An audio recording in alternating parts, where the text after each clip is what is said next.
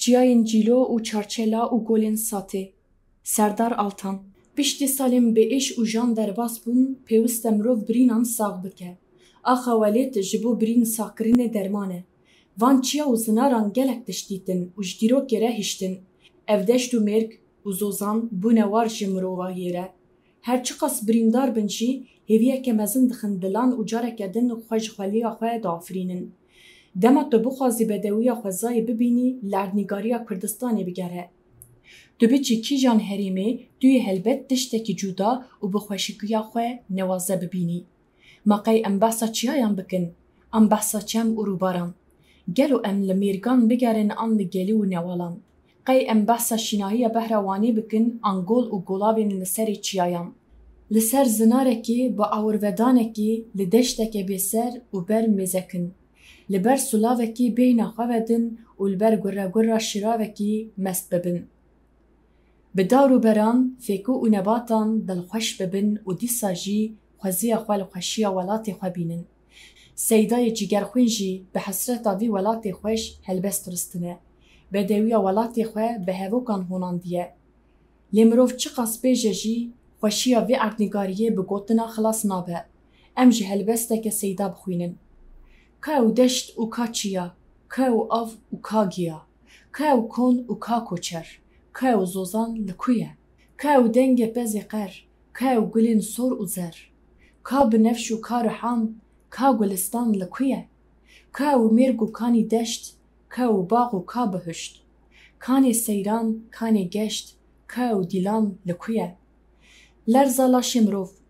Dibe ku em gelek geryabin pir cî û war dîtibin, lê dîsa jî dema em ciyekî nû dibînin, careke din dilê mirov dike pitepit.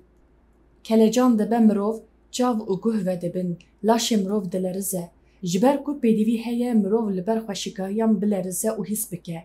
Ew bedena ku li ber bedewiya xwezayê nelerize û kelecan nebe, lazim e serî li bijîşkekê bide. Lewra dibe ku nexweşiyek lê peyda bûbe. Ev gotin ne sivik û erzan in, berova jî hêjoyê gotinê ye. Ji ber ku em ê di vê rûpelê de behsa çiyayên cîlo û çarçela û golên satê ya binav û deng bikin. Bajarê Geverê û çiyayê cîlo. Bajarê Geverê navçeyeke li ser Colemêrga dîrokî ye. Ji xwe têzanîn, herêma Colemêrgê bi dîroka xwe û xwezaya xwe ya bedew navdar e. Li her aliyên wê mirov dikare xweşikiyekê bibîne. Gevera ku li deşteke bêser û ber ava bûye, her wiha ji çar aliyê xwe bi çiyayan hatiye rapêçan. Çiyayê wê yê herî navdar û nazdar jî çiyayê cîlo ye. Çiyayê cîlo bi bilindayiya xwe ya 4135 metreyê wekî xala herî bilind û çiyayê duyemîn yê herî bilind ê Kurdistanê têzanîn. Li keleka çiyayê cîlo bi 3500 metre bilindayiya xwe çiyayê çarçela cih digire. Ev du gewre bi hev re dîmenekê dramatîk çê dikin ku ji dûr ve jî bandorê li çavên temaşevanan dikin. Divê berê mirov her tim li çiyayan be. Lewra xweşikayiya xwezayê herî baş, xwe li çiya dide xuyakirin. Lewma em ji berê xwe didin çiya û rûyê xwe li hînkayiya cîlo vedikin. Dema te berê xwe da çiyayan û hinek hilkişiyayê, dildû xwe deşteke newaze, hêşînahiyeke bê hempa dihêlî. Du careke din xweşiya Geverê dibînî di quntarê çiyê de. Helbet veger heye, lewma tu dixwazî cihên bihêbet keşif bikî û hilkişandina xwe ya bi çiyan berdewam dikî. Zemanê berê, çiyager û turîstan hema bêjin nîvê vê hilkişînê bi rêveçûna piyan temam dikirin. Lê belê ji ber bergiriyên ewlehiyê, ango xwediyên van çiyayan yê eslî, dewletê hettanê serê jor rêya ewlehiyê vekiriye. Lewma mirov dikare heta lûtkeya çarçela bi wesayîtan here. Dema ku mirov berbijor ve diçe, erdnîgarî bi awayeke ecîb diguhere. Ji deştên kesk ên li jêr dest pê dike, derbas dibe û ji daristanên derzî paşê digije qeraxa kevir û herêmên ku tenê giya kovî û gulên kovî lê dijîn. Golên satî xezîneya xwezayê. Bi bilindayiyeke derdore 3500 metreyê mirov bi komeke golên xwezayî re rûbirû dîmîne ku bedewiya wan mirov mest dike. Golên satê ku navê wan ji herêma satê hatiye, kom golekin ku ji çalakiyên qeşaya kevnar ên glasyal çêbûne. Jaliyê zanistî ve ev gol di serdema glasyal de çêbûne. Dema ku qeşa li ser van bilindayiyan bû, ew bi hêza xwe erd helandine û çalên kur çêkirine. Dema ku serdema qeşayê vegeriyaye ev çalê niha bi ava berf û baranê û ava qeşayê ya helyayê tijî dibin û van golên bedew derdixe holê. Ji xwe nava havînê jî mirov dikare hem qeşa hem jî berfa zivistanê li vê herêmê bibîne. Av û golên li vir ji aliyê kîmyayî ve pir paqijin. Ew av ji bermayiyên baranê û qeşayê pêk din û kêm mîneralan dihewînin. Ji ber vê yekê rengê wan pir zelal e û ji xezalî heta kesp û şîn diguhere. Li dema sibehê, dema ku tirêjên rojê yên yekem li ser van golan dikevin, dîmenekê siwêdayî çêdibe.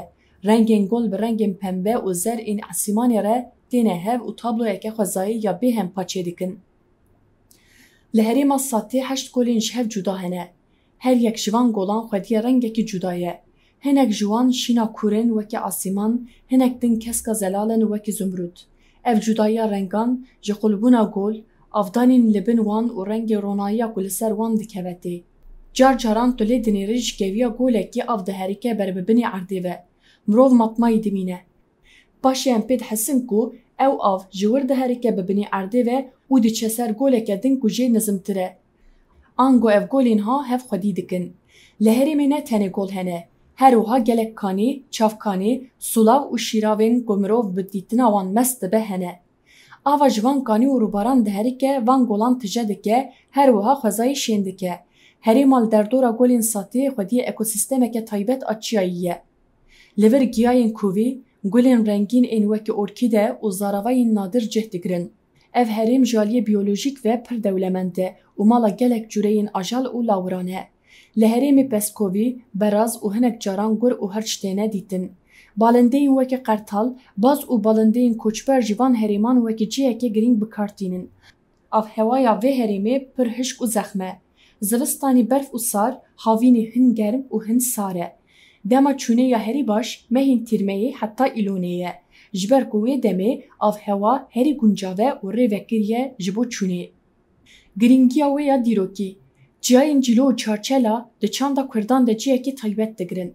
Li van herêman gelek helbestvan û hunermendên Kurd îlham wergirtiye. Her wiha ev herêm ji aliyê dîrokê ve jî giring e. Ji ber ku li van deveran şopên çandên kevnar hene. Gelê herêmê van çiyayan bi navên xwe yên herêmî nas dikin û gelek çîrok û efsaneyên derbarê wan de hene. Li gel vê yekê ev herêm ji bo koçerên herêmê jî ciyekê jêneger e. Rêwîtiya ber bi golên Satê ve nehêsan e. Pêwîstî bi amadeyiyeke baş heye. Ciyagerên bixwazin biçin divê xwedî amadekariyeke baş bin. Lê belê ji ber ku weke me di destpêkê de jî got, wesayît diçin heta serî jor. Dîsa jî divê maşîneyeke baş hebe heta ku mirov bi wan çiyayên bilind ve hilkişê. Her wiha divê rêwînkî hişyar be ku ev herêm li asteke bilind de ye û hewa kêm oksîjen e. Ev yeka dibe sedema westanê û zehmetiyê. Mêvanên golên Satê. Dema mirov bi bilindayiyeke ew qastûr ve hildikişe, tu dibêjî qey kes nikare were van deveran. Lê belê dema mirov di çewargeha golan, tu lê dinêrî ku tije turîstin. Kesên dixwazin vê bedewiyê bibînin, qefle bi qefle têne herêma Satê. Heta me gera xwe li herêmê qedand em rastî 15-20 qefleyên turîst û çiyageran hatin. Ya rastî ev eleqeya zêde mirov şanaz dike. Golên Satê û herêma derdora wan xwediyê ekosîstemeke hestiyarin. Giring e ku turîstên diçin vir hişmendî nîşan bidin û parastina jîngehê wekî pêşengiyekê bibînin. Hefteya borî yek ji mêvanên çiyayê Cîlo û herêma Satê hevşaredarên Amed û Wanê bûn. Doğan Hatun û Abdullah Zeydan li ber xweşiya vê herêmê û golên Satê heyran man û dilxweşiya xwe anîn ziman. Hevşaredaran her wiha bi turîst û gerokên hatibûn herêmê re jî demeke dirêj derbas kirin û li ser dewlemendiya xwezeya Kurdistanê sohbeteke berfireh kirin. Ji bo pêşerojê, em careke din bînin ziman ku çiyayên Cîlo û Çarçela û golên Satê yek ji xezîneyên herî giring ên xwezaya Kurdistanê ne. Ew bedewiyeke bêhempa pêşkêşî mirovayiyê dikin. Her wiha ji bo geriyanan tecrübeyeke tije zanyarî û xwezayeke jêneger diyarî dike. Ji kesên ku bi dilgermî nêzik bibin re têgihiştina van herêman xwedî kurayiyeke û ev cih dê bibe yadgariyeke jiyanî. Ji bo parastina van xezîneyan ji nivşên pêş re divê her welatiyek bi hestiyar tev bigere û bi hişmendî û bi rêzgirtinekê nêzîkî vê xwezeya dewlemend bibe.